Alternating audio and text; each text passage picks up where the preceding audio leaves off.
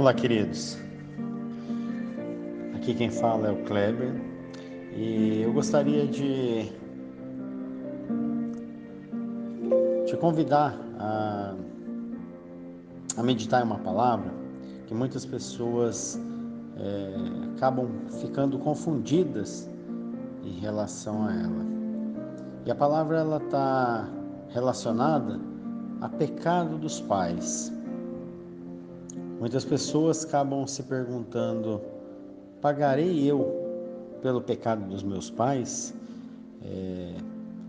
Vivemos em um mundo que muitas vezes os pais cometeram pecados no passado, os avós cometeram pecados no passado e muitas vezes nós nos deparamos com situações em nossas vidas que não sabemos se o que estamos vivendo é decorrência dos erros passados ou dos nossos próprios erros. E eu queria levar você e eu também a meditar sobre uma palavra que o Senhor tem colocado no meu coração, que está em Ezequiel 18, a partir do verso 5. E essa palavra ela tem 3 situações, e eu gostaria que você prestasse muita atenção, porque ela pode falar contigo. Amém? E a primeira parte que eu queria levar você a caminhar por essa passagem, ela está em Ezequiel 18:5. Suponhamos que haja certo justo que fez o que era certo e direito, ou seja, certo homem que andou reto diante do Senhor. Ele não come nos santuários que há nos montes, nem olha para os ídolos das nações de Israel. Ele não se contamina com a mulher do seu próximo e nem se deita com ela durante os seus dias de fluxo. Ele não oprime ninguém, mas devolve o que tomou com garantia no empréstimo. Ou seja, aquilo que ele emprestou, ele devolve.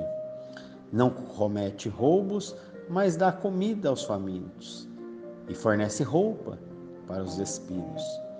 Ele não empresta visando lucros, nem cobra juros. Ele retém a sua mão para não cometer erro e julga com justiça entre 2 homens. Ele age segundo os meus decretos e obedece fielmente às minhas leis. Amados, aqui o Senhor ele está mostrando para Ezequiel a situação do primeiro homem. Esse homem ele é uma pessoa reta diante do Senhor. Eu creio que ele é a pessoa que anda nos caminhos do Senhor. Não que ele não vai errar, ele vai errar, mas quando ele erra é um acidente. E a palavra fala que ele não empresta visando lucros, ele não se detém com a mulher do seu próximo, ele não adora ídolos, ele não comete coisas erradas. E a palavra ali fala assim, ele age segundo aos meus decretos, fielmente nas minhas leis. Ele é um homem justo e o Senhor fala, com certeza ele viverá. Ou seja, amados, para esse homem, a palavra do Senhor mostra que o Senhor é soberano sobre a vida dele. Sobre esse homem, ele vai colher o bem, ele vai colher o que há de melhor do que o Senhor tem para ele. Mas ele pode ter um filho e esse filho não seguir os mesmos caminhos do seu pai. Nós vemos isso muito acontecer nas histórias dos reis. Muitas vezes o Senhor levantava um rei e aquele rei era próspero perante o Senhor. Aquele rei ele levava a nação inteira a adorar o Senhor. Ele acabava com os ídolos da época. Ele fazia tudo que era reto perante o Senhor, mas em um determinado momento, quando esse rei ele vem a falecer, por tradição o seu filho mais velho herdava o seu trono, e em certas ocasiões os filhos desses reis que era reto diante do Senhor, os filhos fez o que era mal perante o Senhor, e toda a nação acabava caindo. E aqui nesse caso em Ezequiel 10, ele fala, suponhamos que esse homem tem um filho violento, que derrama sangue e que faz qualquer uma coisa dessas, embora o pai não tenha feito nenhuma delas. Ele come nos santuários que há nos montes, contamina-se com a mulher do próximo, ou seja, tudo que o pai não fez, ele está fazendo. Oprime os pobres e necessitados, comete roubos, não devolve o que tomou como garantia, volta-se para os ídolos, comete práticas detestáveis, empresta visando lucro e cobra juros. Haverá de viver um homem desse?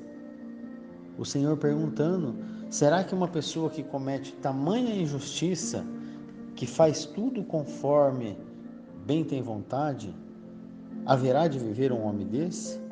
O Senhor fala: não. Por todas essas práticas detestáveis, com certeza será morto, e ele será culpado por sua própria morte. Ou seja, amados, aqui o Senhor mostra que não há julgo sobre o filho em relação ao que o pai passou. Se o pai foi uma pessoa correta e o filho fez coisas erradas, o filho vai pagar conforme o seu erro. Agora, esse mesmo filho, ainda em Ezequiel 18, esse mesmo filho, ele tem um filho. Esse homem agora, ele tem um filho. E o seu filho observou os erros do seu pai.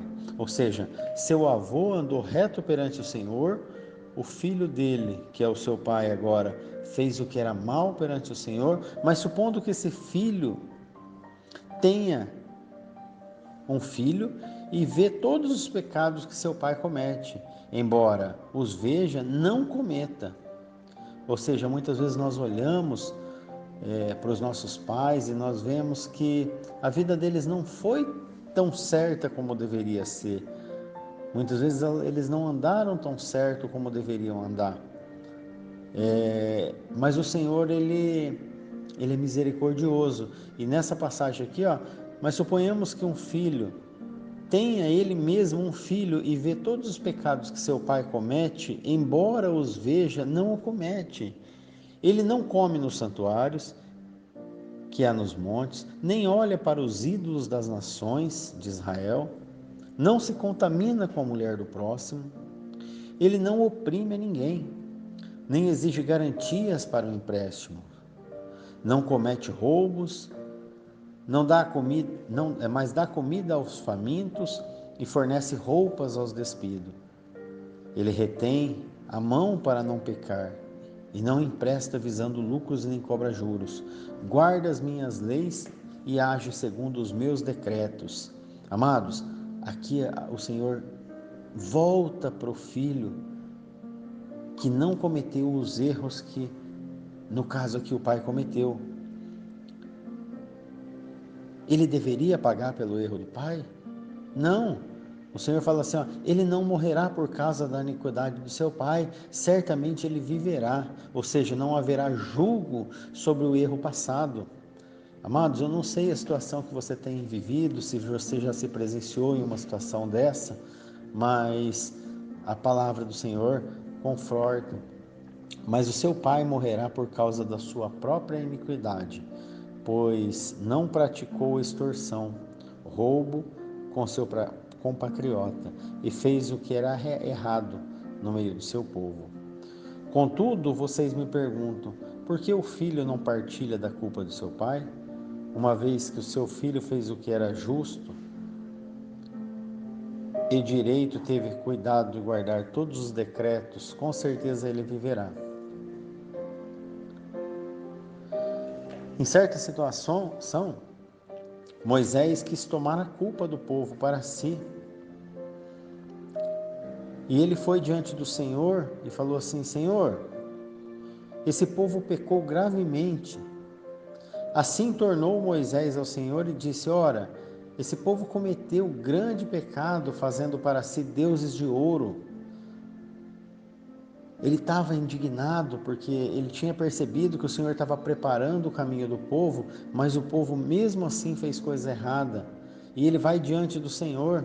Agora aí ele chega diante de Deus e fala assim: agora pois perdoa o seu pecado, se não risca-me, eu peço do seu livro que tens escrito. Ele chegou e falou para o Senhor: Senhor, esse povo ele está cometendo erro. perdoa o pecado deles. Mas a resposta do Senhor, isso está em Êxodo 32, 31 e 32, a resposta do Senhor foi clara e objetiva. Eu não te disse. Então disse o Senhor a Moisés: aquele que pecar contra mim, a este riscarei do meu livro. Ou seja, aqui o Senhor é muito claro com Moisés: aquele que pecou, eu vou riscar o nome dele do livro da vida. Não adianta muitas vezes você vir interceder. Cada um paga conforme o seu pecado. Amém?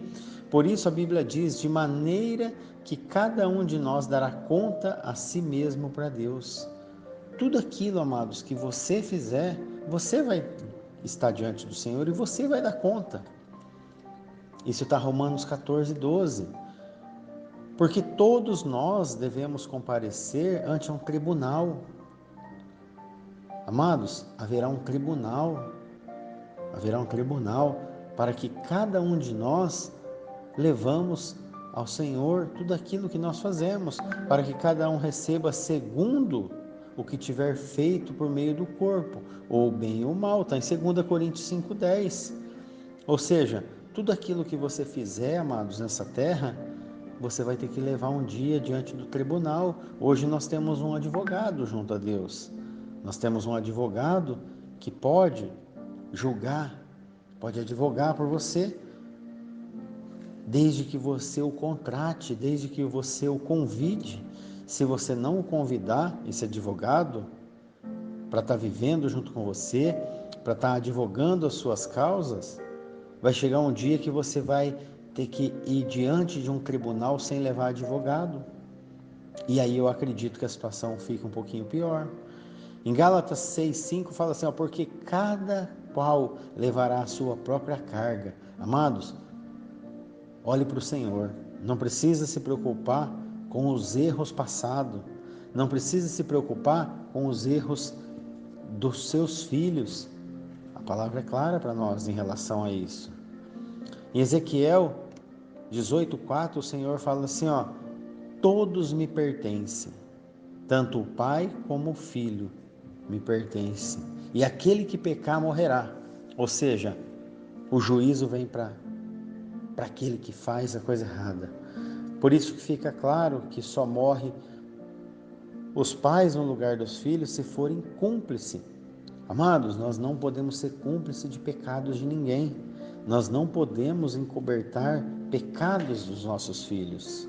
Em Romanos 1,32 fala assim, assim são os filhos, só morrem no lugar dos pais se forem cúmplices.